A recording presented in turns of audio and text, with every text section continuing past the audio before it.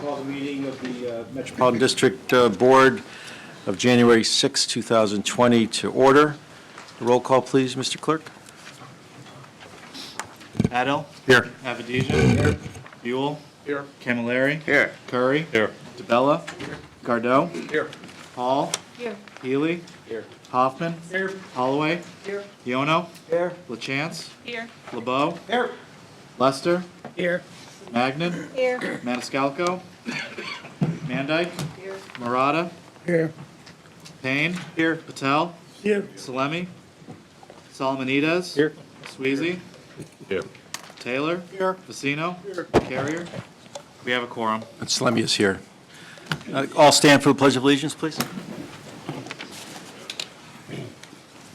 Pledge allegiance to the flag of the United States of America and to the republic for which it stands, one nation, under God, indivisible, with liberty and justice for all.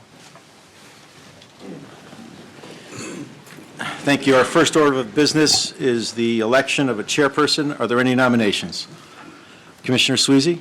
Yeah, I'd like to nominate William DeBella for another term as chairman of the MDC. I think Bill's ability, one of his best abilities is this full board, Republican, Democrats, maybe an independent, whatever. He's able to keep everybody working together. I mean, I've been on town councils.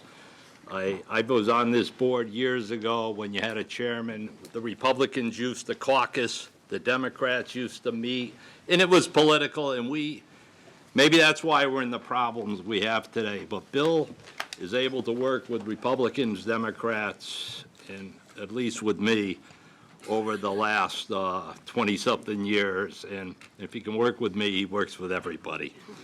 I also think one of the main things we're going to need in the next couple of years is we're going to have to start getting some assistance from the state and from the federal government on mandates that they're mandating us to do. And the only way we're going to come out of our budget problems is start getting some, help from the state. Again, Bill DeBella will be able to work with Congressman Larson, which he has in the past. Our state, as a group, though, we'll all work together with our state senators and our state reps. And again, I think Bill has the best ability of all of us here in working with those people. And in the past 2 years, in his last term, we may have forgot it after the last budget, but we also passed a new contract with our employees. And I know Bill worked very hard on that, where our employees now multitask. Our employees have increased their contributions, pension, insurance. We cut out the spouse retirements for the spouses as far as health benefits, which is going to save us over $45 million. And I know Bill worked very hard with Scott on that contract to achieve those goals, which did help us a lot. And DeBella works 7 days a week for the MDC.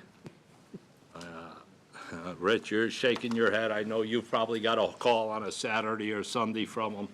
Bill's here just about every day. He may play golf once or twice, but he's here most of the time. And for the years I've been here, I've seen 4 different chairmen and 4 different chairmen. And I think Bill is the best person to lead us into the next 2 years. So be very happy to nominate him. Thank you very much, Commissioner. Is there a second? I like the second. Commissioner Vecino first, and there may be other seconds, but go ahead, Commissioner. Well, I hope Bill accepts the challenge because it's a very difficult position. And I hope the general public understands how difficult it is. As Ray said, he's been successful in helping reduce some of the costs on our budget. He's made some decisions, addressed decisions that we all had to deal with that sometimes aren't favorable. We had to make a cut in the recreation, and as Bill went along with it, it's hard to make these decisions. It's hard to, from a day-to-day basis, to try to do everything you can do to support this ongoing enterprise.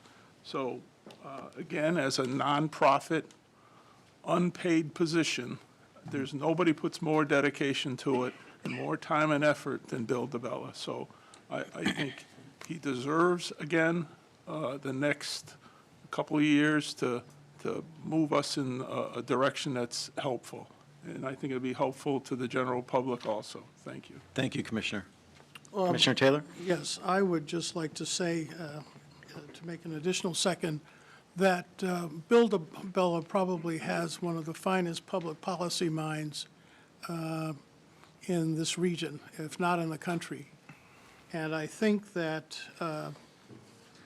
one of his legacies to this area is going to be his stewardship of the MDC. And I think that we would be well-served to continue under his leadership, which is stellar. And I think that he will effectively guide us through, I think, some of the difficult issues that we're facing. Thank you very much. Thank you very much, Commissioner. Are there any other seconds? Commissioner Hoffman. Thank you, Mr. Chairman. I want to take the opportunity to voice my support for the chairman, and I was just commenting to one of our newest members on my left from Glastonbury that I had been reading an article about civility, and civility in terms of public service and government and just the general population. And I was thinking, Another one, Mayor, if I may. In a moment. Oh, excuse me, go ahead.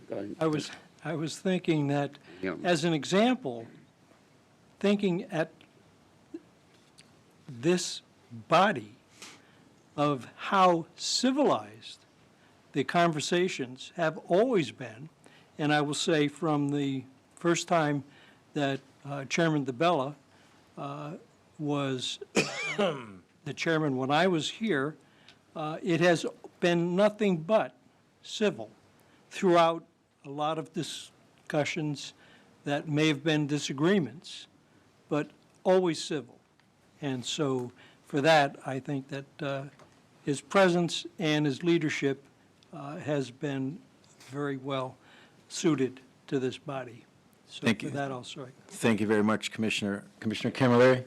Chairman, I just put a few words together tonight because I'm very proud of the position that Bill DeBella has put. He has been a friend of mine for many years in my family. And I just say that he's proven that passion by being a good leader.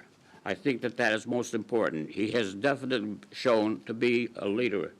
As many talks here tonight, he's been able to answer those questions and promises. Anyway, I also want to say that, to me, he's a walking encyclopedia. How? Because if you talk to him about MDC, I guess he can cover the subject very, very well and to the point. Also, I want to just say that he came to, just as of late, he came to Weathersfield with Scott, and both of them, they talked and they answered the questions completely with great satisfaction. And that was something I just wanted to tell you that it was very, very, very good. So what I end up by saying to you that he is a man that is devoted to his wife, Donna, and his son, Mark, who's in the audience here. And it is my great personal privilege to endorse Bill DeBella for another term of office. God bless him. And you. Thank you very much, Commissioner. Well done. Commissioner LeBeau. Thank you. And it was in that capacity that I first met, actually Representative LeBeau, that I first met Bill DeBella. And Dan, you just said what I was going to say. I don't want to belabor this, but I've known Billy for a long time, over 30 years. And I was always impressed with him at the legislature as a leader there, and I'm even more impressed with him as a leader here. And his encyclopedic knowledge of the MDC has blown me away. I don't think there's anybody here. Maybe you could take the guy to my right and a couple of other people and put them together, and you come up with the Bill DiBella in terms of his knowledge, his background, his understanding of the issues, and as Commissioner Taylor said, a great policy mind. He's going to do a great job for us going forward, as he has in the past. And I'm happy to be part of the team as we're all sitting here. And it was initially said by Commissioner Sweezy, we're all part of a team. Or at least if we're not part of a team, we're certainly not divided. We're all together on this, and we're all trying to do the best for our towns and for our customers. Thank you, Mr. Chairman. Thank you very much. Hearing no other seconds, are there any other nominations? Seeing none, all in favor of Commissioner Oh, no, I was going to move that. Commissioner DiBella as the next and continuing chairman of the MDC, signify by saying aye. Aye. All those opposed, no. The ayes have it. Congratulations.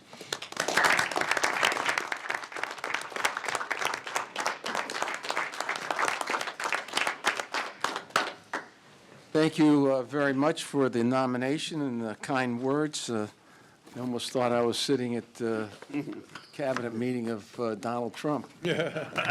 Listen to everything. But thank you very much for your confidence in all those people and your remarks. I think we do have a special organization here. It's not a Republican or Democrat. It's members of the MDC. And I think I'm most proud of the fact that that's the issue that we pursue, the interest of the district. And you're right, Commissioner Hoffman, civility is a key factor in any elected or non-elected group that conducts business, especially conducts business in the public nature. So let's continue to move forward in that realm and that under that spirit. Thank you again. Next order of business is the nomination and election of a vice chairman of the Metropolitan District Commission. Are there nominations? Commissioner Taylor? Mr. Chairman, I would be honored to place into nomination as the vice chairman of the Metropolitan District Commission, Commissioner Maureen Magnan. Commissioner Magnan is a current member of the leadership team. I think that the effective level of leadership and the coverage of the numerous issues that we have before the MDC imposes upon us the obligation, or at least a thoughtful obligation, to continue the management team in place as it is currently existing. As you all know, Maureen brings extensive political experience, knowledge, and operation, particularly at the state level. But Maureen brings to the MDC a long history of operating on the town level.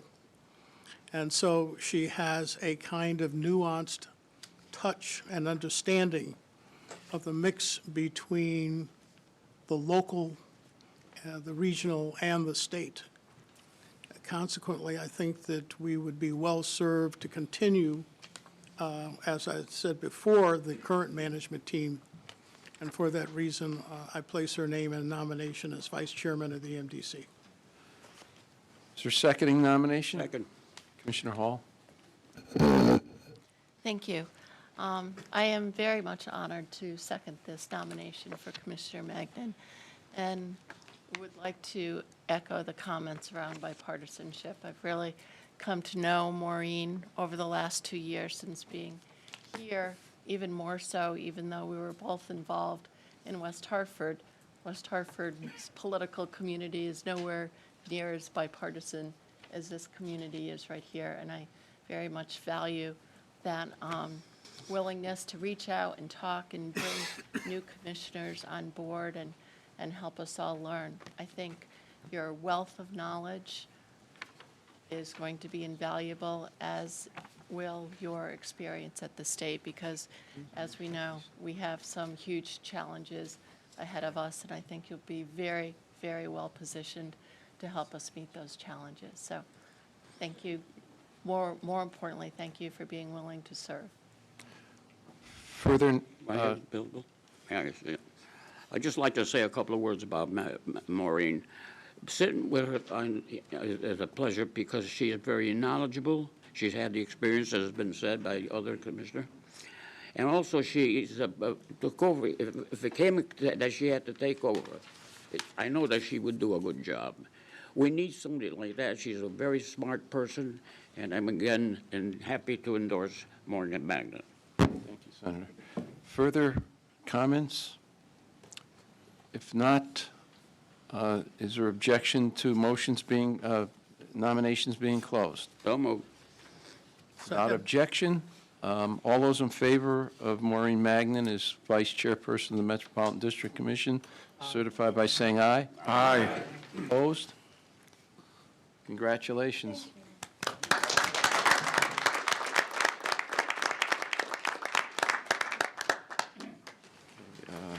We now must swear in the newest member of the district. I'm sorry, Mary, I didn't realize that. Mary LaChance from Glastonbury.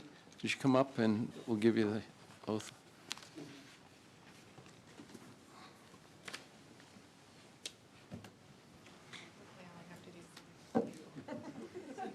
Raise your hand. Do you solemnly swear that you will faithfully uphold, according to law, your duties as an ex officio non-voting commissioner of the Metropolitan District, Hartford County, to the best of your ability, so help you God? I do. Congratulations. Thank you.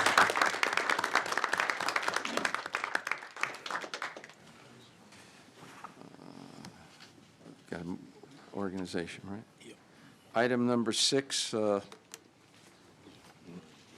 going to ask for a recess, so the, Sorry, I'm sorry. you appoint the members of organization, and Okay. then we recess. Would the clerk please read the members appointed to the Committee on Organization, nominated for the Committee on Organization? Commissioner Buell, Camilleri, Curry, DeBella, Hoffman, Sweezy, Taylor, and Vicino. Okay. We'll meet in your office. Yeah, we've got a vote here. All those in favor, please signify by saying aye. Aye. Opposed? Okay, don't we go into the, Nope, we got to recess. is there a motion to recess? So moved. Second. It's been moved and seconded. Without objection, we stand recessed. We will have a meeting in, where's my? Right here. Right here, of the committee, so we can make a recommendation on the new organization that will be approved by the board. Okay? Okay. Why do we have? to Don't move go here? far. Got to keep it open.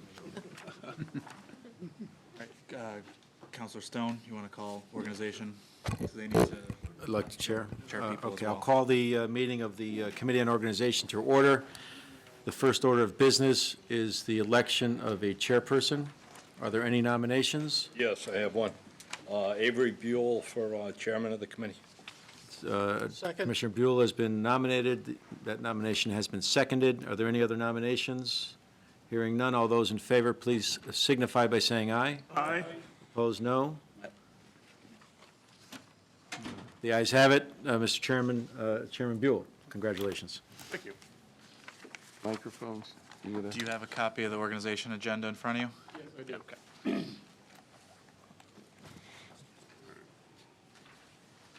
So Curry, So, is there a, excuse me, is there a nomination for election of a vice chairperson for the Committee on Organization?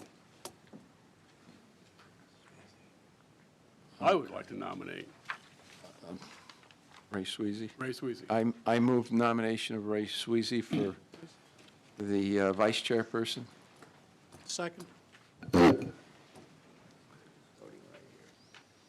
Any further nominations? Any further? Move the nominations be closed. A second, Second. Okay. without All those in objection. favor? Without objection. Without anyone objecting, without objection, all those in favor signify Aye. by saying aye. Aye. Objection? Negative? Okay, congratulations, Ray. I was chairman, so I know. Yeah, I noticed. I nominated you. Are there any public comments relative to this agenda and the nominee and the committees? And I would like to seek approval on the minutes, the meeting of October 7th, 2019. Move the minutes, October 7th. Second? Second. So moved. Number 6. I move the recommendation of, that's in front of us for the different committees. And if I could, Commissioner, there's one proposed amendment is to add Commissioner Healy to government. Somebody would like to make that proposed amendment? Move it. Moved. Second. Second.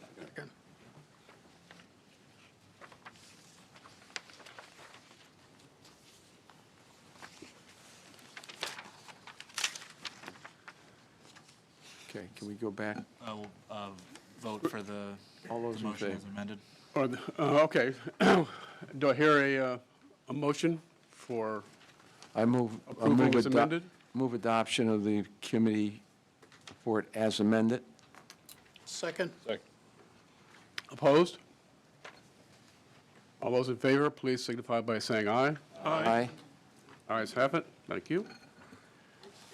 There's an opportunity now for general public comments. Do we have anyone from the public?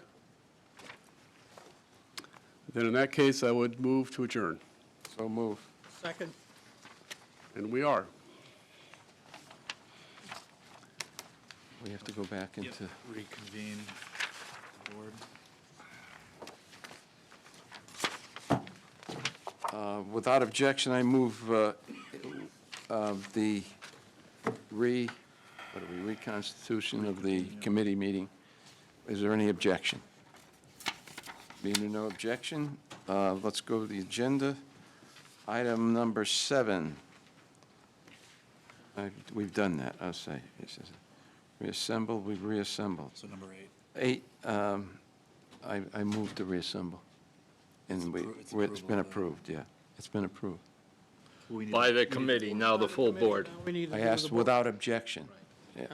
All those in favor, please signify by saying aye. Aye. Opposed? When I ask without objection means that we're going back in. There's no objection to it. Item number 9, approval of the minutes of the meeting of December the 16th, 2019. Is there a motion? Moved and seconded. Are there any additions or deletions? If not, all those in favor, please signify by saying aye. Aye. Opposed? Abstentions? Okay. Item 10, public comment relative to agenda items.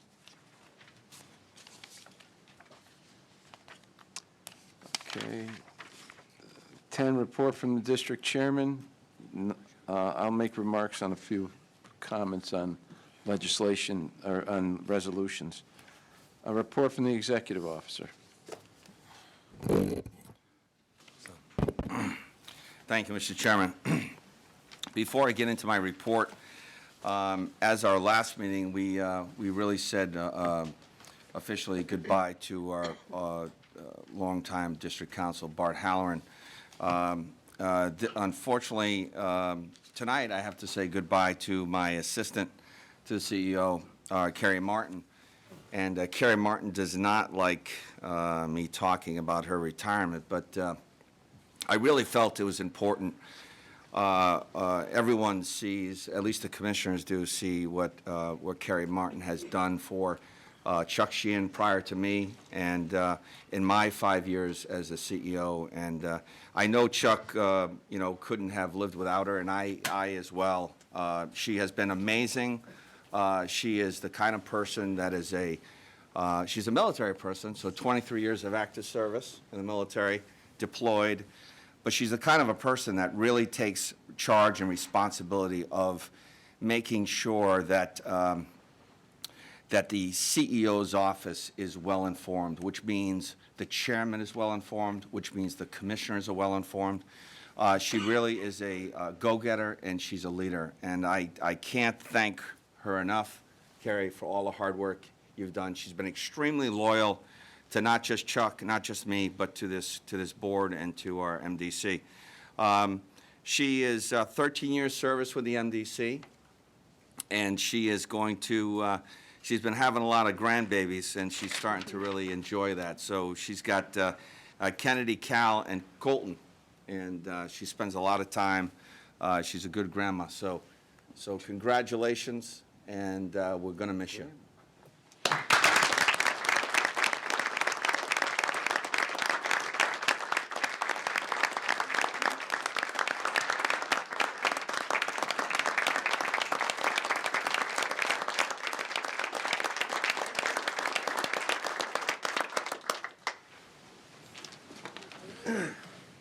She said to me tonight, she says, "You'll never see me again." But she's been awesome. So thank you, Carrie, so much. Could take that another way, she'll never have to see you again. Yeah, that is very true. That is very true. So I have a lot to talk about, but we're not going to talk about a lot. I just got a couple of issues, important issues we'd like to talk about. I'm just going to do a little highlight. Everyone has in front of you, Commissioner Magnin, we did have a Community Affairs meeting tonight. Everyone has a copy of a Community Affairs Speakers Bureau package.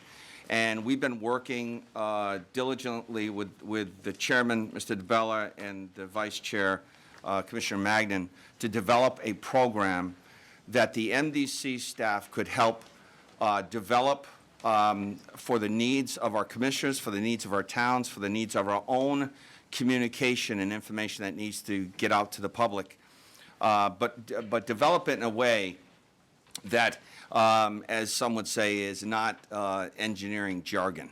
It's very difficult for us engineers to explain issues or financial issues without making it difficult for the public to understand what we're talking about. So we have developed a Speakers Bureau.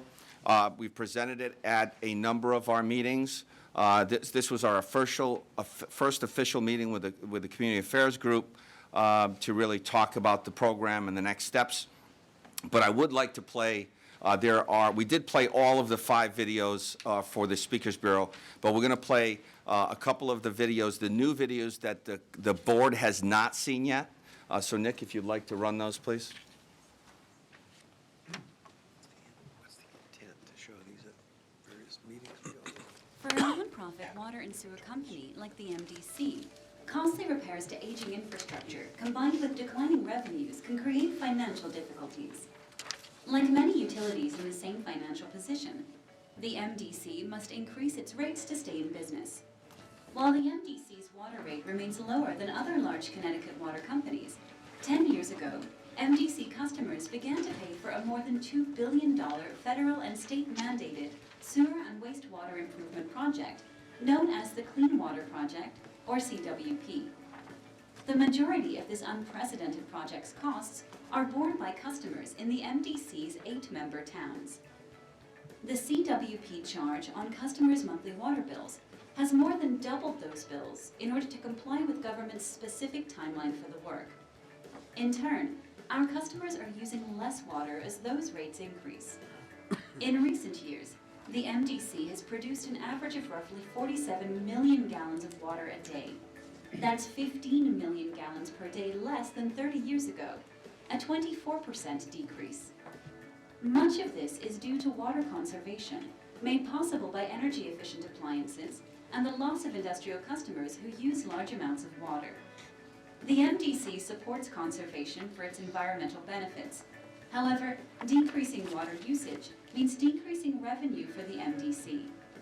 The MDC must balance the need for CWP and other MDC system improvements while providing affordable, pure, safe drinking water and wastewater services to our customers. Learn more. What is the Clean Water Project charge on my MDC water bill? The Clean Water Project is an over $2 billion upgrade of the MDC's wastewater collection and treatment systems. These upgrades are designed to protect people's health and safety and improve the environment. Like many old cities, Hartford sewers have only one pipe for both wastewater and stormwater. Even in towns with separated sewers, stormwater can enter the MDC system through sump pumps, downspouts, and driveway drains, and cracked or damaged sewer pipes. When it rains as little as a quarter inch, stormwater can overwhelm the MDC's sewers, causing sewage water to flood basements, streets, or overflow directly into the Connecticut River and other waterways. The Clean Water Project helps solve this problem. To date, completed improvements, like treatment plant upgrades, sewer separation projects, and relining existing pipes have eliminated over 500 million gallons of overflows annually.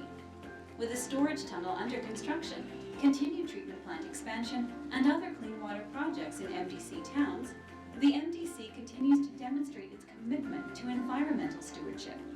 Learn more, www.thecleanwaterproject.com.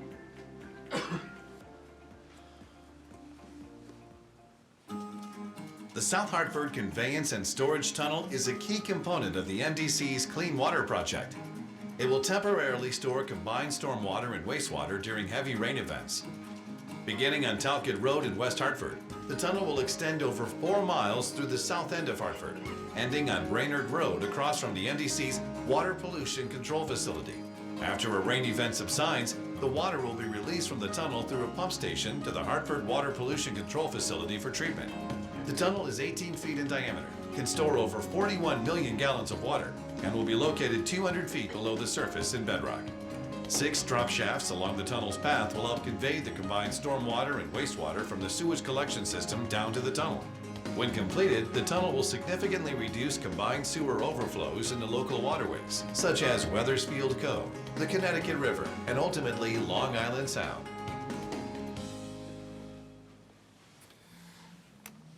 Great, thank you, Nick. So we're working with, presently we have 4 of our towns that are utilizing these very videos.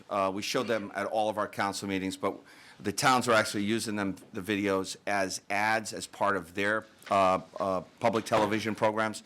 Our goal is to get all of our member towns and even our non-member towns to be using this as part of their public television.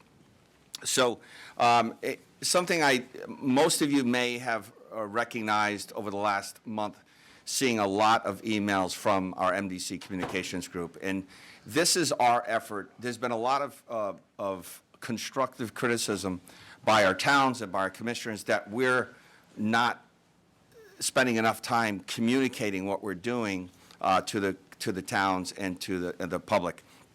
This is that opportunity. The Speakers Bureau is that opportunity. And our goal will be to start to meet with our commissioners by town, educate the commissioners on specific topics associated with their town and all of these other issues. We're also looking for the community affairs and the public to give us feedback as other issues that we would like to address. These videos are costing us about $600 a piece, so it's a very cheap way of communicating. So our next steps will be really working with our towns through the Avalorum study. And we'll be expecting the first draft of the Avalorum study to come in probably in the end of next week and to finalize it by the 1st of February. So that'll be our first engagement with our commissioners to educate them about that report, and so that staff and our commissioners can go and to talk to our councils about that report. I also have Julie McLaughlin here, and one thing really important, as one of the videos, we've had lots of criticism about our bills and what they look like. We don't disagree. I think I was called a dinosaur in one of our town meetings about a number of years ago. and they're right. And so our goal is to spend the appropriate amount of money to improve our infrastructure on the IT side and on our business development side. So Julie has been working diligently to really redefine that bill, and we've had a lot of input from the Water Bureau and BPW as it relates to the clean water surcharge. So Julie, you want to give us a little presentation of the new bill? Sure. So I thought it might be nice to bring you back to where we started. The bill on the left is the way the water bill used to look for many, many years here. You may recall that in 2016, we did a redesign that we had shown the board, and is the current bill, actually, up until this month. At that time, we were a bit limited with what we could do in that redesign because of some restrictions within SAP at the time. But now that we're doing, we just went through business transformation, we were able to add some of the features that we've wanted to include in the bill. Go to the next slide. So this is an image of the current bill that's going to be effective this month, January 2020, with the first billing cycle that is due to go out very shortly. The call-outs in here were so that we could educate our customers. So some of the changes to the bill that you see at the top is that through the SAP reimplementation, everybody's account number is changing. So we wanted to make sure they were aware of that. One of the features we were able to include through this redesign was the graph, the usage graph, which will allow customers to compare their usage from month to month. Initially, it's only going to show 1 month at a time, but eventually it'll be 13 months worth of usage that they can track.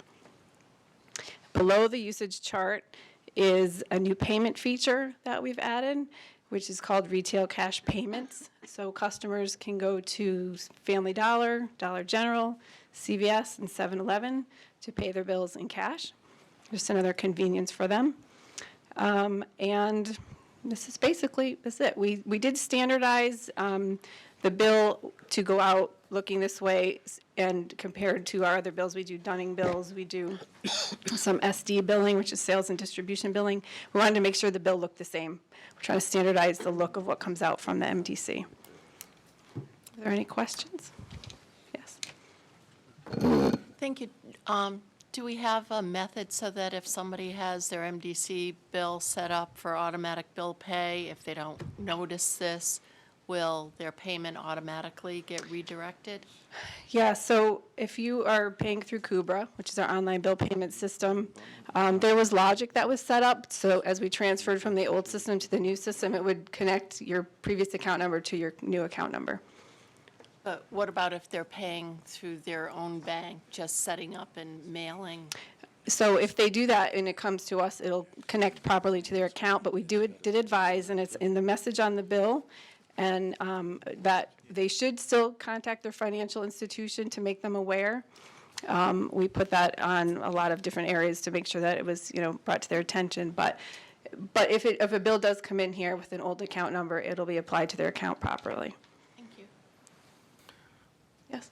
Just a quick question. I think it says it up there also. This is page 1 of 3. What are the other 2 pages? So the back of what you see here is the legal terms and conditions that are on this. That's the same that's been on the bill currently, and it's the back of the remittance form. So that's page 2 technically. The second piece of paper is page 3, and I don't think I had an image to show you. Nothing changed on the third page basically, so that one's staying the same. But Okay, thank you. any other questions? Any further questions? Senator, I'm sorry, Thank you. Commissioner. Thank you. Julie, why only 3 months? Is that just an example, or This is just an example. We had to start, so when the customers receive their bill, starting with their first bill, it's going to show their first month's payment. It's going to build over the next 13 months. We couldn't pull old usage data into this new Right. design, but So eventually, it's going to show Eventually. back 13 months, so you'll be able to compare like January to right, January previous January to years. January, so you see how much I used versus how much I used before. Thank you. Right, you're welcome. Yes, sir, Commissioner. Yeah, I noticed on my bill that the due date changed. It used to be like about the 20th of the month, and now it's the 10th this particular time. Is there a reason for that, or? On the bill that you just recently received. I'm not sure what your billing cycle was, but as part of the business transformation and that we had to stop billing at a certain period in December. So some customers were going to receive a shorter amount of bills in their, or days in their billing cycle for December. Whatever they were shorted, we'll add onto their January bill. We did send out communication about that as well. A press release as well. But you, Commissioner, you might be referring to about a year ago or so, we changed the, instead of a 30-day payment plan, we changed it to a 25-day. That might be what you're talking about, but that was last year. It was, or 2 years ago, maybe. Yeah, 2 years ago. I would say this is just a small piece, very small piece of a very complicated BT business transformation program that we've been entered into, really since 2016. There's a lot of work that has gone into actually creating this. But the goal of these kinds of benefits, and I was kidding, but it was true, we were called a dinosaur because what would happen would be Mrs. Jones, who was a customer of ours, would call the MDC. There was one point in time in 2008 where Mrs. Jones we could not actually see her bill from the previous month within SAP. So she had two bills. She had a bill from the month prior. We couldn't see that. We could only see her current bill. And we're trying to explain to someone over the phone and talk to the specifics about what she incurred and how much water she used in now the SAP system had the information, but you have to go into SAP. This graph is a simple example of every utility uses it, right? And so the goal of these types of data is so that hopefully it will eliminate a question and it will therefore eliminate the workload on customer service so they can do more proactive things rather than reacting to questions that our bill isn't answering for our customers. So that's the benefit of these kinds of improvements.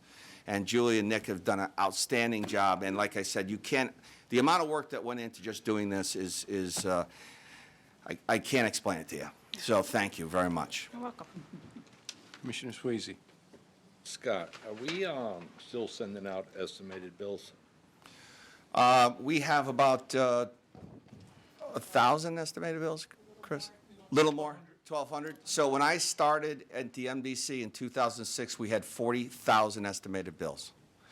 And we now have, I'm asking. yes, we have 1,300.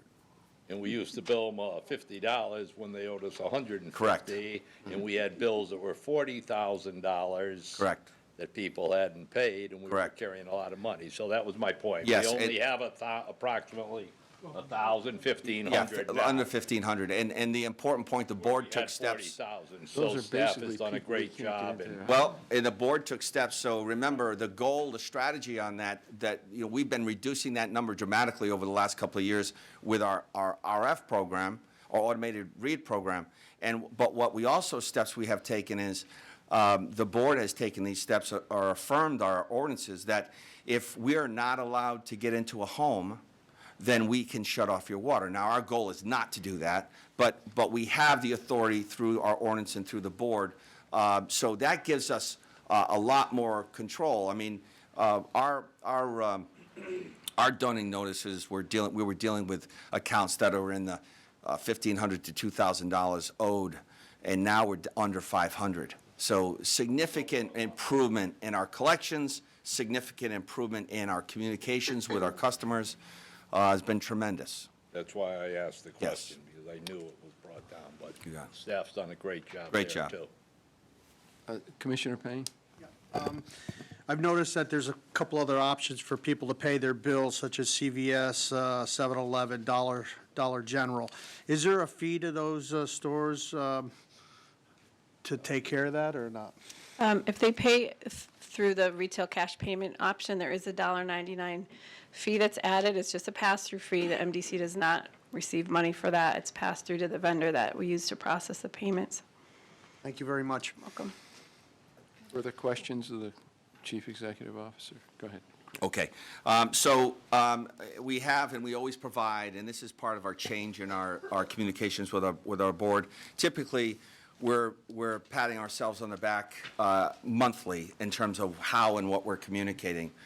our goal is to still give you this information, which you have in front of you, but our goal is to, on a proactive basis, to be copying and sending emails to our commissioners, our town managers, mayors, and councilmen and women on specific issues so that everyone is up to speed real time. The other important thing, and I can't even express to you how much work has gone into this, we, as everyone knows, our SAP system, our network computer system that runs all of our business operations was upgraded in 1999. And when it was upgraded, it has yet to be upgraded since 1999. So there was a lot of things that SAP couldn't do, and we talk about the billing, and I've been in so many meetings where commissioners would say, why can't we just do X? And the reason was because of SAP. SAP can't do that. So we've been working literally in developing a RFP starting in 2016, finalizing, advertising an RFP, selecting pre-qualifying, selecting consultants to rebuild our, they call it an SI, a systems integrator, a consultant that would help us rebuild our SAP system. We actually fell down and got back up and dusted ourselves off with our consultants in really 2018, and we went live, I would say, you could say last night, but really this morning we went live with our new SAP system. Now, we don't want to spike the football, and we're not trying to celebrate too quick because there's a lot of things that can happen. But the one biggest thing that's important for the MDC and our SAP system, because everything's connected to it, is payroll, obviously, and producing a paycheck. That's the one very important thing. Everything is tied to that, all of our work orders, all of the things that are done on a daily basis. So you have to be able to capture that data and produce a paycheck out of it. The other very important thing is paying our vendors. And so staff started literally this morning. They've been here all weekend. I can't tell you how many hours our staff has put into this, but I would tell you this. In our clean water project, everyone is very familiar with our tunnel project, and that project is approximately a $700 million project. And I can count the 5 people, MDC staff, that are actually physically working daily on that project. We have a lot of consultants, obviously, and contractors. But on a $20 million SAP upgrade, because it affects every piece and part of how we do business, we've had more than 100 MDC employees and 100 consultants, more than 200 people working to build a system that will actually do what we wanted to do electronically. And I'm just going to give you a simple example. The payroll is going in today. People are doing their timesheets, and we're actually working diligently with the last 10 employees. There's a training component to this as well. So actually finalizing everybody's payroll today so that we can see an actual paycheck created on Wednesday morning. So we won't celebrate until Wednesday morning. But there's been an awful lot of hard work to get where we are. Just another simple example. When I got here in 2006, our inventory, we literally had contractors coming in for paving programs, would take inventory, and we would count it after, a month later. We merged inventory systems over the last 10 years. We've done everything we can do, except SAP doesn't do that, so we can't become more efficient. Today, we're buying $200,000 worth of widgets, valves, gate valves, products that we use on a daily basis. What that will do for us now is you won't have to produce a requisition. You won't have to produce a PO. And more importantly, when that valve is used, if it's used tomorrow night or tonight, it will automatically be taken off the inventory system, so we don't have to do it manually. And those are the kinds of things that SAP can be an extension of our workforce, can do work for us that we don't have to have people actually counting inventory 4 times a year. So I have Kelly here, and there's a lot of people here, and I don't want to try to forget anyone, but Kelly, can you just give us a quick update where we are with BT? Thank you. Yes, I can. And this is the team. This was our scrum area that we met every morning and every night, the beginning of the day and the end of the day. This is the team of both MDC full-time staff as well as an extended team of testers and our HCL system integrator staff, all working together every day for a status meeting before and a status meeting after, so the entire team that was on site here would know exactly what was going on for the day. We worked through sprints. We have spent the last year working on this project, so I wrote things down so I didn't miss anything. And Scott, thank you for going into some of those details, but I do want to share a few more details about the project. We actually went live this morning and got all but 7 timesheets completed and entered electronically in the system. So we're very proud of that. That's a 481, I think. Yeah, 479 actually. Yeah, 479, okay.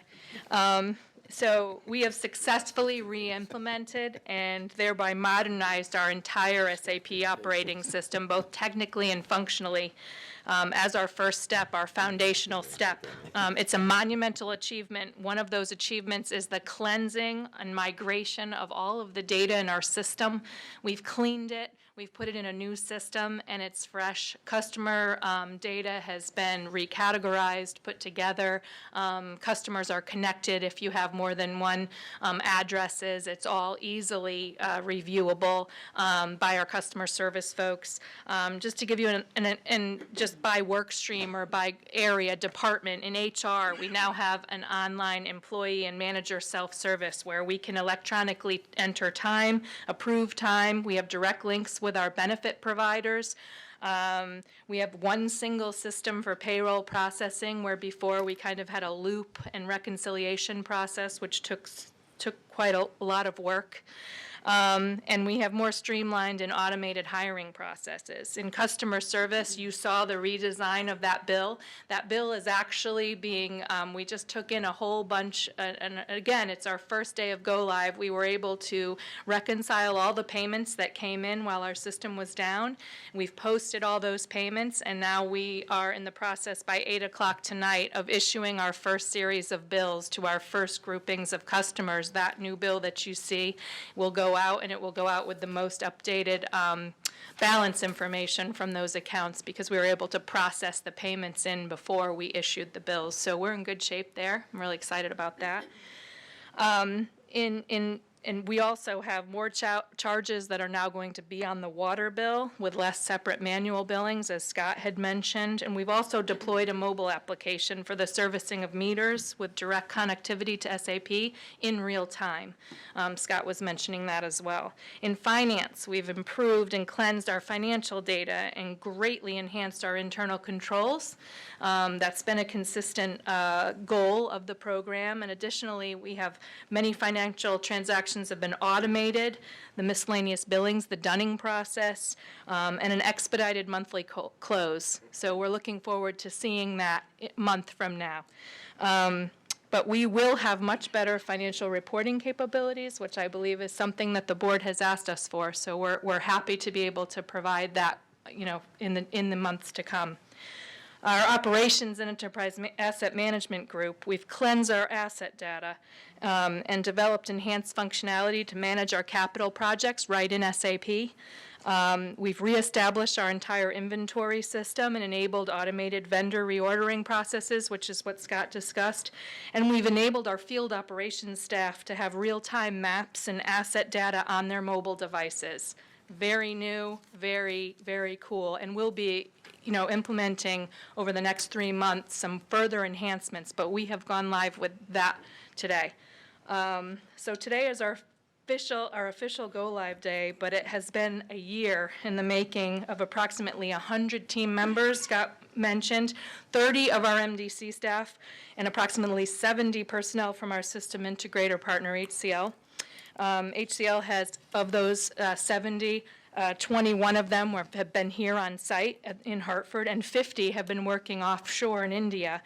So we've been running with our system integrator almost a 24/7 operation. So any changes we make here on the ground with our teams then gets implemented at night, and then we can come back in the morning and test and review and see how it's changed. And we've been doing that for months now. So I'm personally very proud of this whole team, and I have some of our team members that I wanted to recognize. Not everybody, because they've been working 18-hour days over the weekend, are here, but those that braved it out are here, and I do want to recognize some folks. Our project management team, that's our PMO team that I've worked with to kind of manage and lead the project. Bob Schwarm, our director of IT. If you guys could stand up as you get called, I would appreciate it. Shiva Kumar, our project director from HCL, and Nanda Rajagopalan. Very good. Good. Also from HCL, and that's Shiva's right hand, and has been a blessing for the project. Byram Sewell from HCL, our project manager from from SAP. It's been a long weekend for me too. And Julie McLaughlin, our communication administrator, who you heard from before, is also on the PMO team. So thank you to all of them. Before we finish, I wanted to recognize the actual MDC BT core team members that are here. Again, if you could stand up, Karen Blaze from our finance department, Eric Pizziferrato, excellent, Pizzi, from we our call him asset group, Carlos Cruz. And their teammates from HCL, Sieg Sanders and Jay Warrenker, all have been champions on the enterprise assets management, customer relations, and billing and finance teams. So thank you guys very much. Thank you.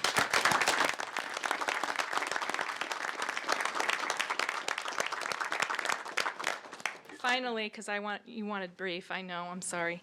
I know that there will be a question, so I figured I'd cut that off at the pass.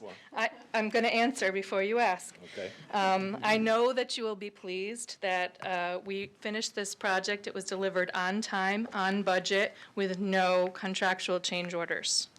Good. And, yeah.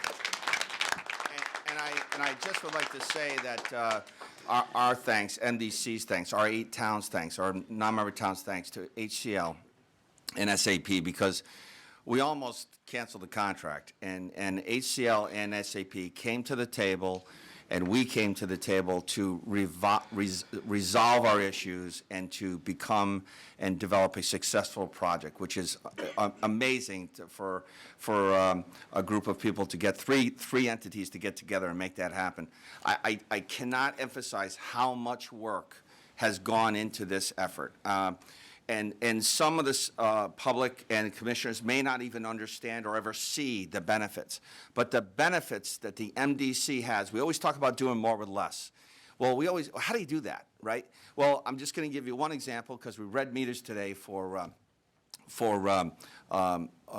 cycles 1 and 2. And so that, we would typically go out, someone would drive around and would read the meters automatically. The data would come in, it would be downloaded into the customer service billing. And then if there were any problems, you'd have to run a report, you'd have to email the report over to the meter department. And for example, you had an estimated bill, you had you had something wrong, you couldn't read the meter. So it's all manual. You've got this very powerful system, but it's still manual, and it creates this manual work for us to have somebody do that. This morning, what happens is, if there's a no read, we drive by someone's house, and for some reason it's not reading, which means the radio frequency device isn't working, or maybe it's a vacant building, automatically, that information is, there's a note, what we refer to as a notification that is sent to the meter department. So we skipped over all of this bureaucracy that's built within our company because our SAP system can't do something automatically. So it's much more complicated than that, but that's just a simple example of what really we started in 2016. And Kelly talks about 100 people, but you're talking about 30 people that are physically working daily. But there's almost every person in this company had something to do with input. The mistake that we made in 1999, we didn't have the people in back of you as part of the project. The people who really understood and really knows how the MDC needs to develop its business was not asked how the MDC needs to operate. So you can't build a communication system using SAP or any network system without understanding what the end result is that you want to achieve. And you have to have the technical people in finance, customer service, engineering, operations to have a seat at the table to give them their input. So, Kelly, you've done a great job. Thank you very much. Thank you to SAP. Thank you to HCL. Thank you to the MDC staff. So with that, you're done? I'm done. Thank you. I got a question. I'm done. I guess I didn't answer the question. Commissioner Sweezy? 1999, I think the biggest mistake we made, and you got to make sure that Scott, Finance, never make it again, and Scott wasn't here, but we have not spent the money on the updates year after year. I know this year we added 1.8 million, I think, Rich? Yep. 1.8 million, so this year we're fine, we're going to be doing the updates, but there were 10 years or 15 years, we didn't do any of the updates, and if you don't do the updates, you're right back spending the 8-9 million again. So make sure the money is in the budget every year, what we need to do the correct updates when they have to be done. There were 16 updates that SAP had issued since 1999 that the MDC did not implement. So to your point, Commissioner, that's why we talked about this spiritedly during the budget cycle, and a lot of questions about the IT budget. A organization like the MDC of our size should be spending 3 to 5% on IT per year, and we were spending 1%. And you see what you got. You see what we had with 1%. We had 1999, and we've been living with it ever since. We can never go backwards. We have to invest. The IT infrastructure, the software, is just as important as a new pipe in the ground. So. Thank you. Commissioner Salemi? Thank you, Mr. Chairman. And Scott, I'm not surprised that you brought up, you weren't here, but I'm not surprised that you brought it up. But some of the commissioners here know we spent over a year, with the threat of Y2K crashing all of our computers, and SAP wound up costing us 3 times what the original estimate was before we got to the end.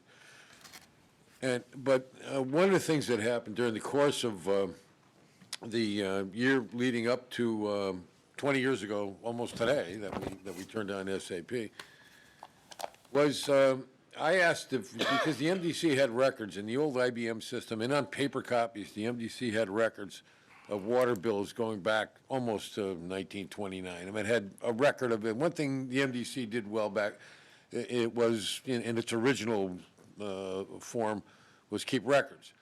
And I asked if those records were going to be transferred over to SAP, if they would be held. And I was reassured maybe 3 or 4 different times because I was really concerned about it.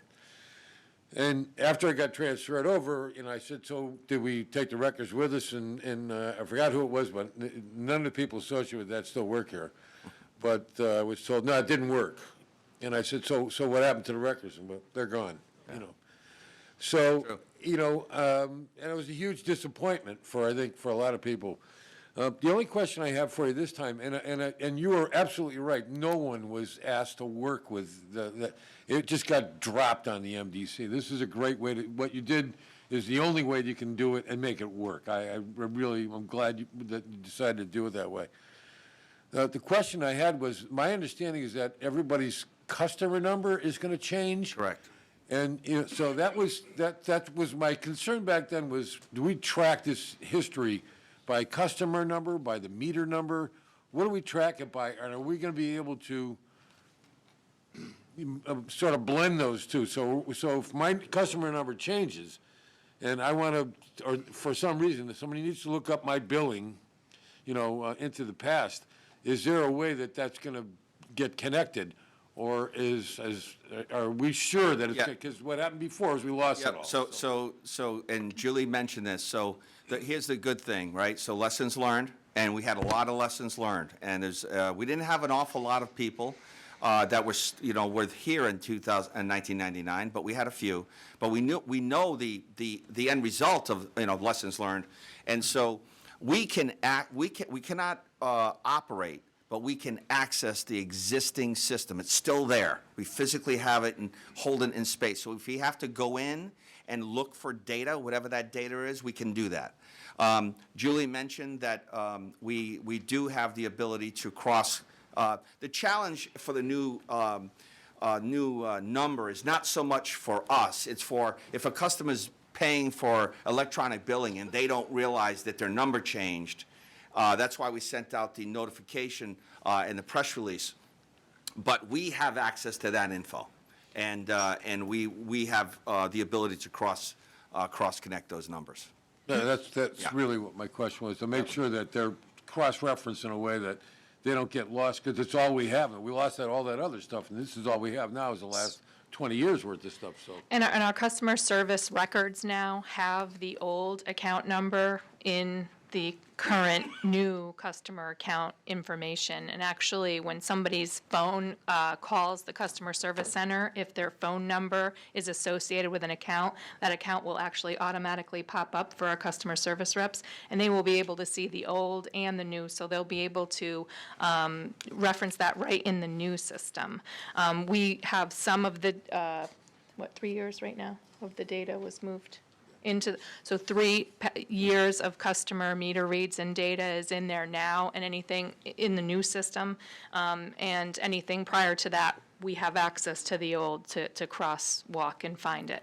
We bought a new. The important part, I don't want to belabor this point, but it sounds like a fine point, but it's deeply related to what we're trying to do at the Board of Finance and here at the District Board too, is measuring consumption. Those houses, all the 102,000 customers we have, the vast majority of those have been there for, Yeah, we have it. 30, 40, 50, 100 years, they've been there all that time. So the consumption rate in those houses, based on the size of those residential homes, not going to, we need a way to look back farther to see, so have they actually changed? Has the consumption rate changed?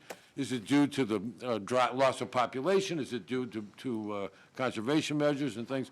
But you really need accurate data from the past in order to make any sense out of that when we go forward with this. So I'm glad and I assume that it would be connected. But my experience with that thing, with SAP when we first started was that we lost it all. So I'm glad that we, had a better way to do it this time. And thanks to the staff too. Commissioner Vecino? My question is on security. It may not be the platform here to discuss it, but is there any protocol or interface with Homeland Security in understanding a very sophisticated system? And you guys did a great job, but obviously in today's atmosphere, we worry about safety and security with all our IT systems. Without, because that's a long discussion. The answer is really simple. The MDC is looked at, and I mentioned this at our last board meeting. The MDC is looked at, and we talked about that spending money. Within 2 years, the MDC redid its computer room and built a backup plant IT server room in Springfield, Massachusetts. So we are looked at in New England, not only amongst municipalities, but amongst the National Guard. We train with the National Guard as a leader in cybersecurity. We have, Bob Shorm has done an outstanding job in building our infrastructure, but it's also including building staffing. We had to add lots of staff. We added more than 4 positions over the last 3 years just to build that firewall and network system that would protect the MDC from things that we weren't protected from in the past. Good. Thank you. Further questions of the Chief Executive Officer? I just have one more thing, sorry, and it's real quick. I just wanted to remind everyone that we have met with all the councils on the budget, except for Hartford, and we had to unfortunately reschedule Rocky Hill at no fault of theirs for January 21st. So we're planning to be there on January 21st, and as I mentioned earlier, we'll start to develop our speaker bureau presentations to our councils over the next couple of meetings. Okay, and no further questions of the Chief Executive Officer, Chief Legal Counsel? Thank you. Attorney Halloran is away for this meeting, so, but he and I did participate in a mediation last week on the Petzold versus MDC matter, which is the Glastonbury class action lawsuit, which flows from an action brought by the town of Glastonbury against the MDC for charges that were deemed to be improper and without authority by the state Supreme Court. If I may, Mr. Chairman, I can give a very brief, a high-level overview of the results of the mediation, but if you want to get into anything specific, I'd suggest we go into executive session. So if there are questions that are going to get into the specifics, then we can certainly deal with those. In a nutshell, we met January 2nd. We were scheduled for a second session on January 3rd. That was not necessary. We went beyond the time on the 2nd to try to resolve this matter. We have, as you know from discussions, open discussions in the past, potential exposure of anywhere from $9.1 million, which was the offer of judgment that was submitted by the plaintiffs in the action, which we had a certain time within which to accept. That time has been extended in light of what happened last Thursday until February, or will be extended, strike that with the court's permission, until February 28th.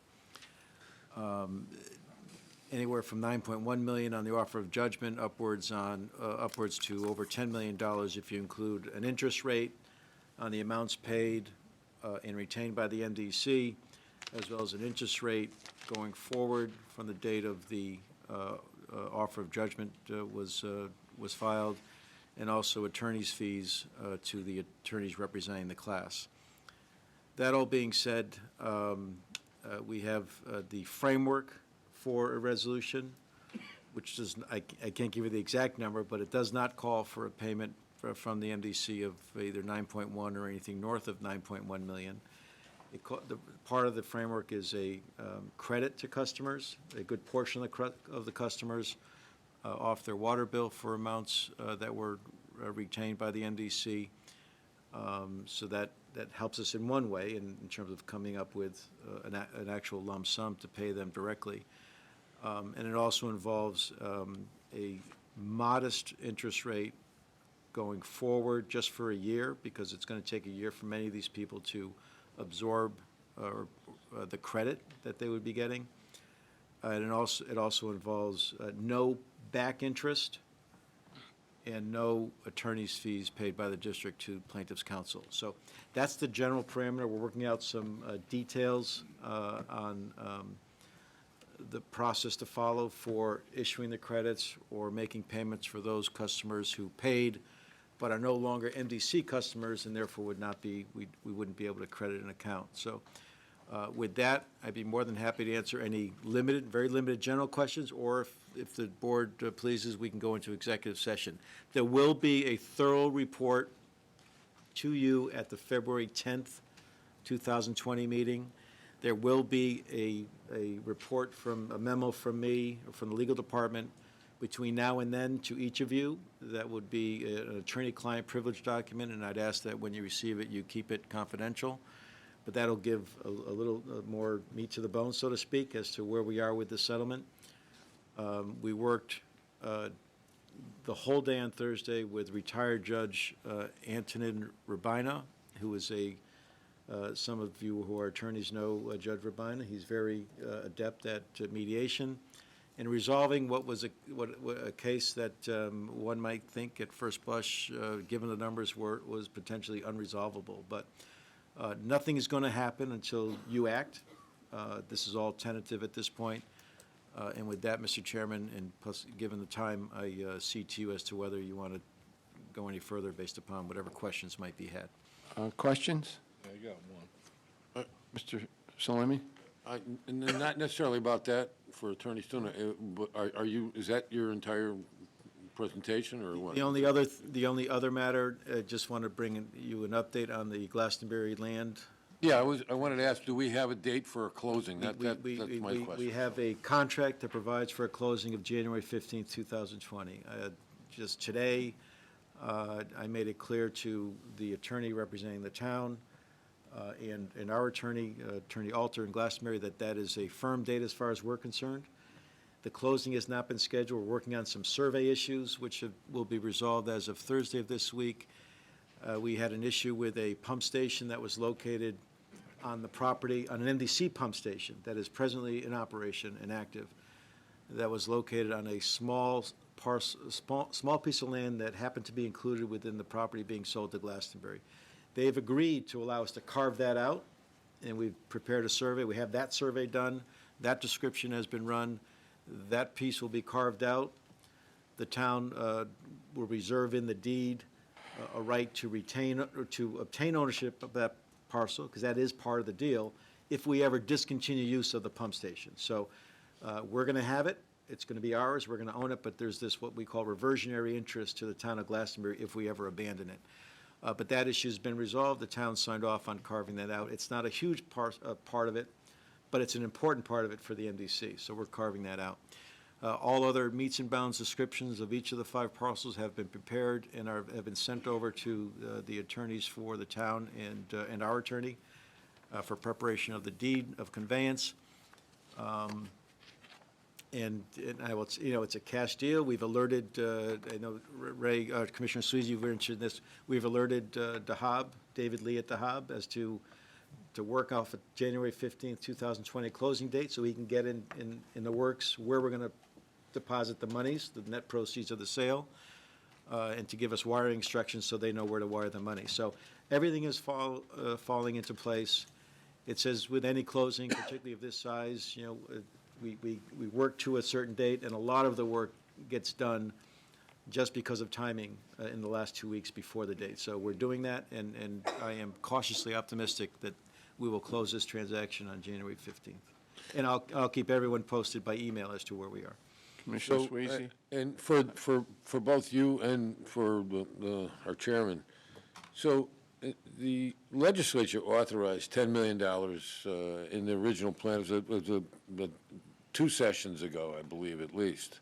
And maybe in 2017 or before that? It was before that. Yeah, 16 then, okay. So and it's my understanding that $1 million of that was allocated to the town of Glastonbury to use for whatever due diligence to perform on this before the. No, it wasn't. $1 million, they have requested and received confirmation from OPM that they will receive $1 million from the state towards the purchase price of. Okay, so they're getting 1 million. So the bond authorization from the legislature was for 10, so there's a balance of $9 million. Is that, still available to be allocated in some subsequent deal, or is it gone? It's available until the legislature withdraws it. However, any money that's allocated has to first go to the bond commission, which the governor's office and OPM puts it on. So it's still there until the legislature takes it away. And on a periodic basis, what they do is they do take money away that hasn't been spent. Each year they have the right to do that. The Finance Committee does it through a subcommittee. So the parcels that are left that are not being purchased, there are 3 parcels? Correct. Are they all owned by the pension plan, or are they? They're owned by the district? MDC. The only one that's owned by the pension land, and I don't know if you're including this in your analysis, but in your question, there is a 22 or 27 acre piece in Manchester that's owned by the pension fund. And then there's the 2 other parcels that were originally, Commissioner, part of the $15 million deal, and then it became a $12.5 million deal. Those are not owned by the pension fund. Those are owned by the continue to be owned by the MDC. But the Okay. Manchester land still is in the PFL. That's correct. It still exists in the PFL. That's why at the next PP&I meeting, we have to decide what we want to do with that 22, 27 acres. Because we pay Gallagher $25,000 a year to oversee the land. So Can I- I can I- would, if we don't sell it, but we'll discuss that at the next BPNI meeting. Yeah, let's I want to say make that. it clear, My question to you is, my question we to don't you pay is- Gallagher yearly $25,000. Hold on, Ray. Are you wanna make- finished, bud? Yeah, I just, the only comment that I have is that as long as the authorization is still alive, that, that there's still the opportunity for the town of Glastonbury and the district to ask the state to consider There funding part of it, maybe not the whole 9 million, but something towards the purchase by Glastonbury of the remaining 2 major parcels, and maybe getting the total sale price back towards somewhere, towards the original 15 million, so. Commissioner Sweezy Himson. Yeah, back to the first question, Attorney Stone. Yep. You said a credit's lost revenue. I don't know if you can tell us this tonight, or you want to wait till February. Can you tell us how many years in the agreement that we'll have? I mean, 2.5. we have 5, 2.5? 2.5, just the number of years that remember, there was a lawsuit filed originally by the town of Glastonbury. 2.5 years to That pay, went to the that's fine, Supreme yeah. Court, and it came, Figured out and what I want. they confirmed or affirmed the decision of the trial court that the charge was illegal. That judgment was then taken, and then an individual, on behalf of a class, brought the lawsuit that we mediated last week, okay? There were several counts to the complaint. Our lawyers were able to get some of the counts stricken from the complaint for a variety of reasons. Statute of limitations, for example, was one of them. And we're able to take those counts that would have brought the statute of limitations back 6 to 8 years down to the 2.5 years that I'm talking about. It's part of 2014, 15, and 16. It was in 2016 that we got the legislation changed, as of October 1, 2016, that clarified, at least in our opinion, but in their opinion, created our ability to charge that non-member town surcharge. I understand that, but my question was, how many years will we 2.5. have to 2.5 pay years. back? To pay back? Yes. Can you The- answer that? If you don't want to answer, I Well, don't care. it's going to be,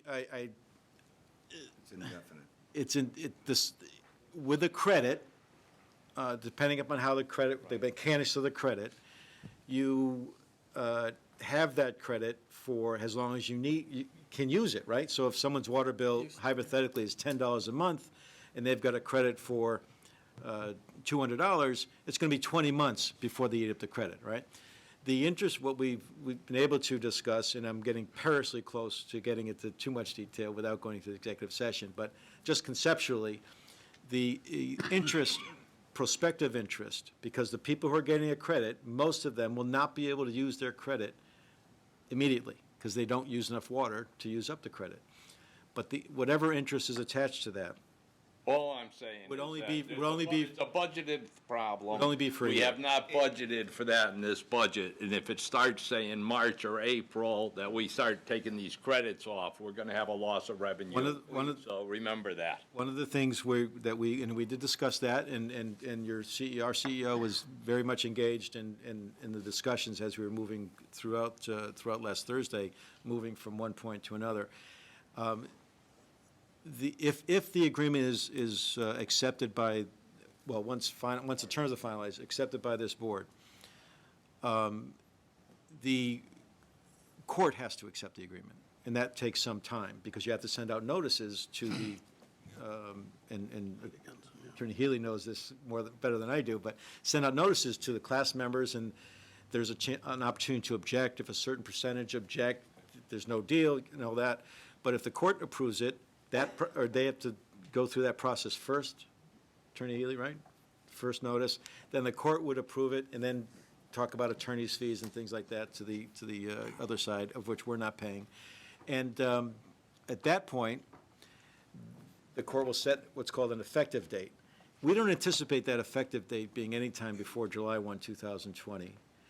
And what we're working off of is even if the effective date were before that, we're insisting on a date of July 1, 2020 as the earliest by which we would have to start issuing the credits. So 6 months of our budget.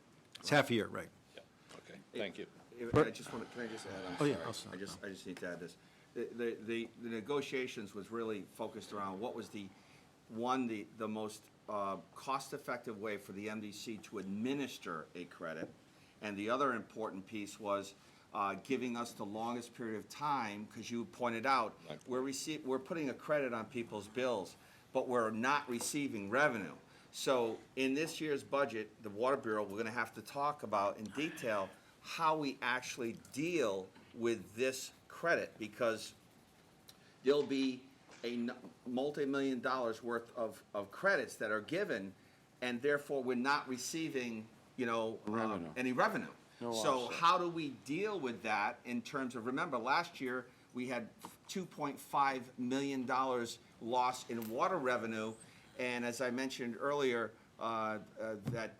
we did not hit 46 million gallons of water a day on average. We were at 45.8.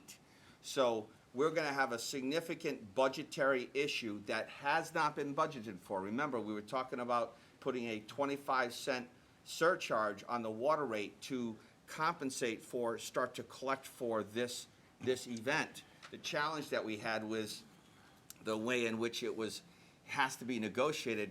We're not going to have the money up front anyway. So we have a real budgetary issue we have to talk about, and we'll bring that to Whether the it's board. credits or cash, it Whatever doesn't it is. matter. They're Right. equivalent. But it's a major It's budgetary issue. just a question, they're all real. Right. Further questions of the CEO? Go ahead. I'm sorry, Chief Legal Counsel. Okay. Item number 14, District Clerk regarding service of tax warrants for fiscal 2020. See action. Yeah, there's a. Recommended action, receive the report and adopt the resolution. Is there a motion? So moved. Second. Moved and seconded. Recommendation? Just move on it. You want to say anything? Yeah, in your package, there's a report that the tax warrants have been served on the 8 member towns, and we received confirmation of the receipt. Okay. No further questions. All those in favor, please signify by saying aye. Aye. Opposed? Item 15, consideration and potential action regarding appointment of district counsel, possible executive session. I would ask that this be referred to the Committee on PP&I. Discussion? If not, all those in favor, please signify by saying aye. Aye. Opposed? Okay. 16, discussion and potential referral regarding separately billing a clean water project charge, AKA special sewer service charge and sewer customer service charge. Is there a motion to adopt? I think you want to refer it to. I've got to adopt it, and then I'll ask, let's see. Is there a motion to adopt? So moved. Been moved and seconded. Again, I'm going to ask that this be referred to the Bureau of Public Works as a starting point. I think we've got to start to consider the reality of some type of a change in the way we bill this for total transparency, so that we do understand and our customers and our members understand how, in fact, we are charging. This is not a death spiral for the water rate. It's a function of several different issues here that are driving this whole question of revenues and things of that nature. I think that there's several options here. I think the Bureau of Public Works should review it. If they take favorable action on some kind of an action, it would be referred to Finance and to several other committees along the way. So I'd ask that this motion, without objection, this motion be referred to the Bureau of Public Works. There are no objections, so it stands. Chairman? I'm sorry, Commissioner? Yes. Commissioner Taylor? My question with regard to any discussion relating to 16, is that going to have any impact in terms of SAP, in terms of the way the system is currently designed and laid out? It probably would. There's several issues that would be affected. There would be also the question of the bonds, and so it's a complicated issue, but I think it's one that we should significantly explore relative to the whole question of people understanding what they're being charged for and who is responsible for the charges. Yeah, I guess the only thing I'm concerned about here is to what extent we should have SAP or our IT people involved in this We process. will as we move, Okay, all right, through well, it. So I if just there's want a- to make sure that we're all An on the same example, wavelength. if there's a recommendation to move forward, and the committee makes some recommendation, obviously, that's going to have to go to finance, it's going to have to go to the whole process to make sure how we're going to do this. Legal, relative to bond commission, bonding, and things of that nature. It's ordinances, there would have to be ordinance changes to do something like this. Okay, further opportunity for general public comments? Real quick, thank you. Mr. Chairman, my name is David Silverstone, Independent Consumer Advocate. Just wanted to inform the commissioners that, as you may remember, the budget for the Independent Consumer Advocate was $50,000. You graciously agreed to increase that to up to $70,000 for this calendar year, given the activity that was going on. I just wanted to report to you that it turns out that the total expenditure was closer to $55,000. So $15,000 wasn't spent, but I do appreciate your flexibility with that. Thank you.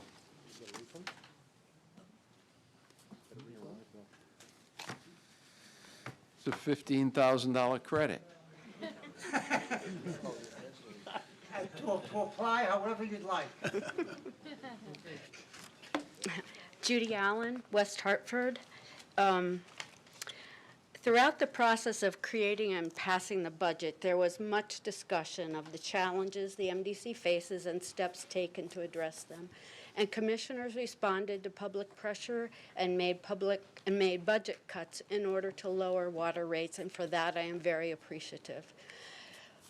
But in a way, I think we are missing the forest for the trees. Attorney Halloran's report to the board and his response to the editorial in the Current actually makes my point. The challenges of the Clean Water Project, increasing regulations, unfunded mandates, decreasing water consumption, and aging infrastructure, loss of federal and state support, and increasing debt are not going away. Despite doing more with less, dramatically reducing the workforce, attempts to raise revenue and sell more water, the fact is this has not been enough. Commissioners also heard from legislators about their concerns that the MDC may need more oversight, which was met with a defensive response about why that's a bad idea. And perhaps PURA is not a good idea, but other ideas could be valuable. You can look at oversight as intrusive, or you can work with legislators to create something that will help. Someday you may have an integrated plan that will help, but that is not sufficient to address the myriad problems. Something must change. The current method is unsustainable. It is past time, that the MDC radically revisit their ancient charter and adopt a method for setting rates that meets the challenges of the 21st century.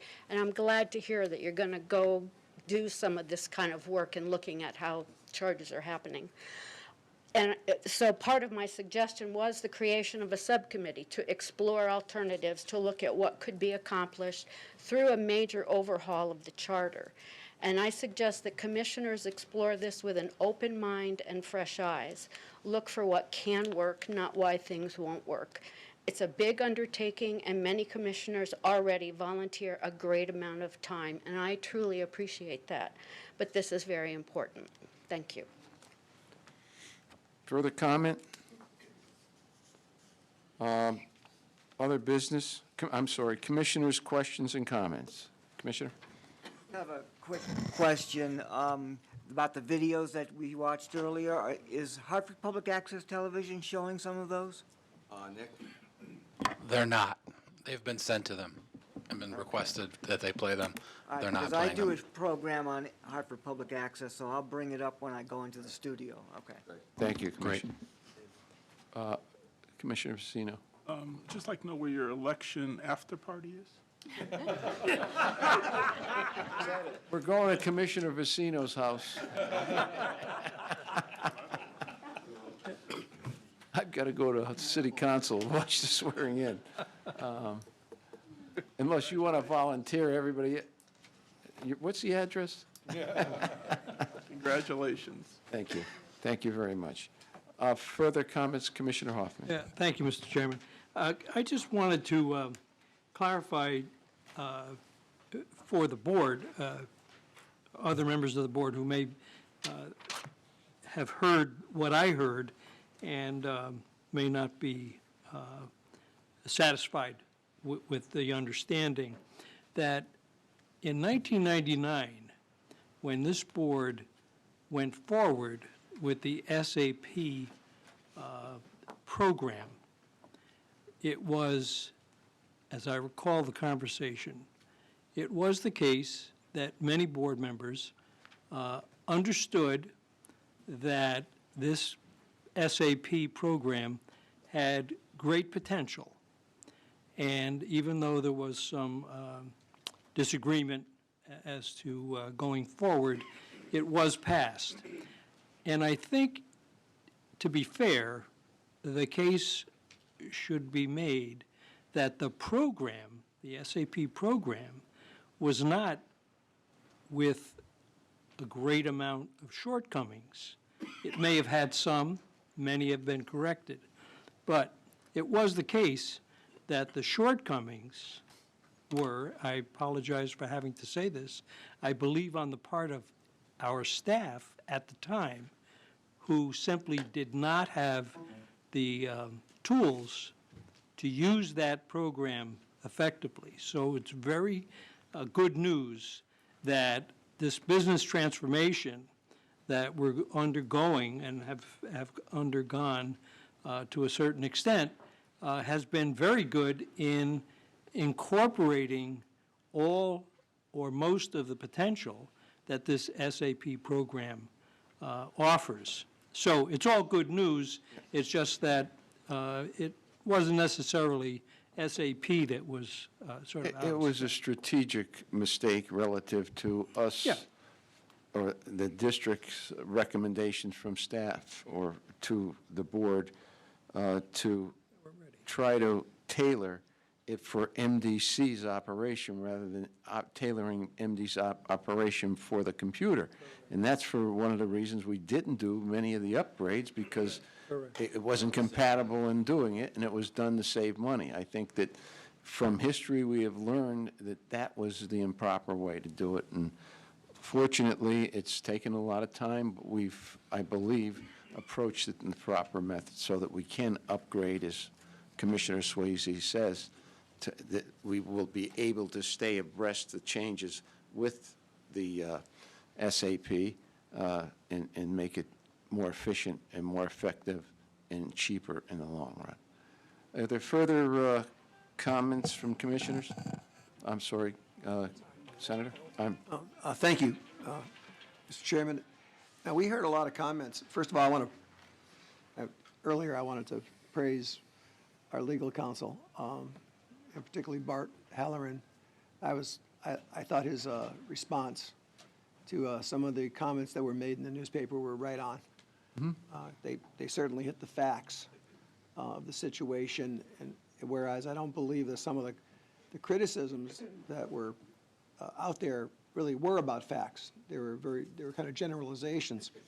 However, we seem to be under that burden of some generalizations being made about MDC, which we continue to hear, that we're not sustainable, we're in a death spiral, we don't have necessarily a viable future. I still am looking to hear, well, what is the suggestions to change? And the question I really want to ask Scott and maybe the entire board is, so where are we discussing that? Where are we looking for, how do we increase our revenues? And is there any way we can have some kind of really significant decrease in costs? I mean, the bottom line is it's about money coming in and money going, I mean, the service work. I think that if we look at what we have done relative to doing more with less, I don't think there's anybody that can take issue with the fact of going from 702 employees down to 479. It's been fine. I think, as Ray Sweezy will point out and recommend it, the formation of a subcommittee to look specifically on the water side for additional revenue opportunities to us. And it's always good for us to be continuing to look at it. I've asked that the Bureau of Public Works look at the whole issue of how we charge and what makes sense. But the reality is we also have to be aggressive and have to look to the future. If we do not get federal support and federal help on infrastructure, we're now talking about infrastructures and airports, and we're things that are visual that we have to, our utility upgrades and things of that nature. Water and sewer is a significant part of that. The problem is you don't see that infrastructure. It's buried. And basically, we have seen a change back in 1978, as I pointed out to you, from a funding standpoint, where in 1978, the federal government provided, toward our infrastructure improvements, 80% of the cost, similar to the federal highway issue, and MDC put up 20%. In 1977, federal government made a total reversal and got out of the sewer water subsidy for infrastructure. In 45 years or so later, we're still in the same position. We have heard Washington talking about infrastructure improvement, infrastructure funding.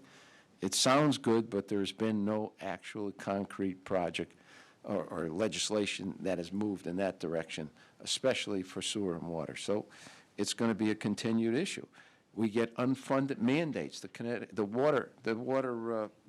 Clean Water Project, perfect example. The largest public municipal project in the history of the state of Connecticut, $2.6 billion. The other question that we've got to ask, and we've got to look at the assessment of why we are treated different than every other major city in the state of Connecticut in terms of enforcement, in terms of the fact that we have a one-year storm, they get judged on a 6-month storm.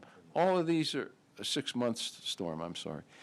All of these are issues that we're going to have to look at, weigh, and evaluate. We're still looking at a transitional or the change in stretching out of our system, and we haven't had that approved. We haven't had it approved by 2 of our major towns, which will have a significant cost to us in the long run if we don't adopt the integrated plan, and that's all part of this process going forward. It's part of the Speaker's Bureau for our commissioners to go back to our towns and say, we need this, we need the support, rather than us going back and being treated as we're the enemy because we're telling you what we need. The commissioners in their own towns that appoint them have to be able to articulate what that is, and if it doesn't happen, what the results and ramifications are going to be. So it's going to be a broad-based approach on how we're going to deal with it. We will deal with the legislature. We've got an unfunded mandate of $2.6 billion, and obviously they do contribute somewhere in the area of 40 to 45% overall. And we're grateful for that. But does that meet the standard that we have to get? And so we're looking at all those issues, and I think you'll see that the subcommittee that's looking at revenue will be one of them.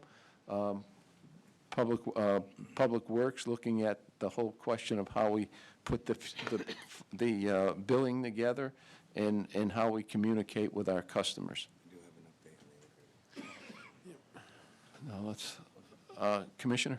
And I'd only like to add, I thought your comments were appropriate, Mr. Chairman. To add to that, as I heard tonight, I thought Scott said that we're going to get the results of the Raftella study within a couple of weeks or next week.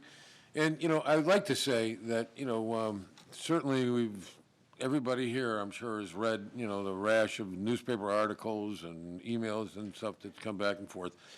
And there's no doubt in my mind that there's sort of an authorized talking point out there from somebody that says the MDC needs to stop, is basically, explaining or supporting the rate increases and start, dealing with the challenges that are before us.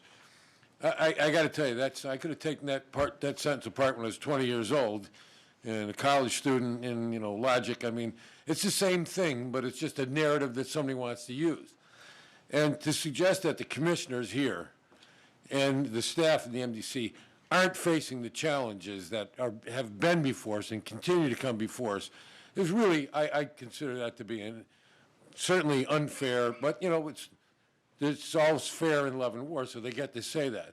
But, for instance, we have the Raftella, the sewer user charge study that we've been, actually, it's 2 years now that we've been doing this. It was supposed to be over a lot shorter than that. Commissioner Hoffman and I went to all the meetings, and then this year I think there's only been one meeting, and we weren't invited to it. So I know Mr. Silverstone was at it, but so how do we move forward, with the challenges until we get these things done? I mean, we're not going to do anything with the ad valorem versus the clean water charge versus, some blending of the two. We're not going to do anything until we get the results of that study in. So to say that we're not facing the challenges just ignores the fact that we've made commitments all over the place, and not just with that. So I'd like to say that I think that and particularly for the last 2 years, Mr. Chairman, we've really spent a lot of time, developing the data, testing out new programs. And we've done a lot here, and I think that I'm hoping that all of those things will open up soon. We got the Glastonbury land transfer sale, and we have the Raftella study coming. There's a lot of things that are just about to hit, and we'll all have to deal with them when they get here.